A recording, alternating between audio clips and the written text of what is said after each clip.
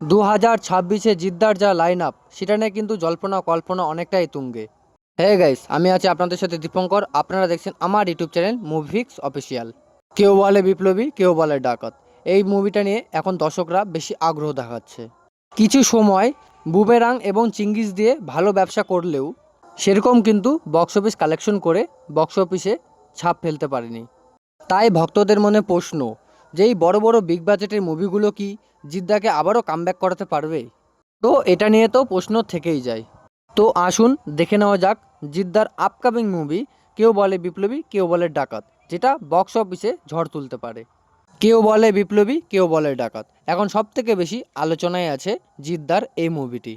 তার first look এবং টিজারও বেরিয়ে এসে যা দর্শকদের মধ্যে ভালো ক্রেজ তৈরি করেছে। বা সিলে বিশেষজ্ঞরা বলছেন এই মুভিটি জিতের জন্য বড়সড় কামব্যাক হতে পারে এবং জিতকে আমরা অনন্ত সিংয়ের চরিত্রে দেখতে পাবো। এবং শোনা যাচ্ছে এই ছবিতে জিদ্দার 6 থেকে 7টি ভিন্ন লুক থাকবে। এই স্বাধীনতা সংগ্রামদের যে জিতের মুভিটি তৈরি হচ্ছে, এখানে জিদ্দার কিন্তু অনেকটা পরিশ্রম থাকবে, কারণ সেটা আমরা লুক অ্যান্ড ডিজাইনে দেখেছি।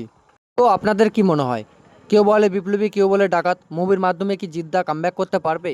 তো অবশ্যই আপনাদের মতামত নিচের কমেন্টে জানাবেন এবং ভিডিও ভালো লাগলে প্লিজ একটি লাইক এবং চ্যানেলে নতুন হয়ে থাকলে প্লিজ চ্যানেলটিকে সাবস্ক্রাইব করে পাশে থাকবেন। দেখা হচ্ছে পরের ভিডিওতে, ততক্ষণের জন্য বাই বাই। আর এরকম মুভি আপডেট পেতে অবশ্যই মুভি ফিক্স অফিসিয়ালের সাথেই থাকুন।